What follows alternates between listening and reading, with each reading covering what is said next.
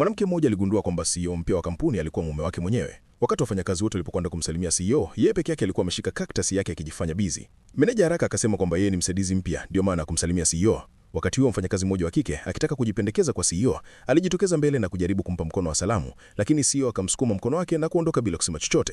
Baadaye rafiki wa karibu wa mwanamke huyo akamwambia kwamba kuna uvumi kwamba mfanyakazi yule wa kike ndiye mke wa CEO. Mwanamke akajibu mara moja, mke wa CEO ni mimi. Lakini meneja akamkemea akisema CEO anasema mambo ya uongo. Mkutano ulipoanza, mfanyakazi yule wa kike akaanza kuwasilisha mpango wa design. Watu wote waliokuwa hapo wakaanza kupiga makofi, lakini mwanamke huyo hakupiga makofi kabisa.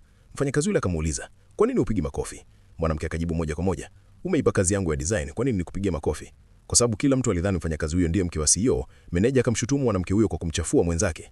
Ili kuthibitisha ukweli, mwanamke akaonyesha mchoro wa design kwa ukubwa na sahihi akikaonekana wazi kabisa kwenye mchoro huo. Rafiki yake akaanza kumcheka mfanyakazi yule akimuita mwizi. Mfanyakazi huyo akakasirika sana na kusema, "Mimi ni mke wa CEO. Kutumia design yako ni kama kukuthamini tu."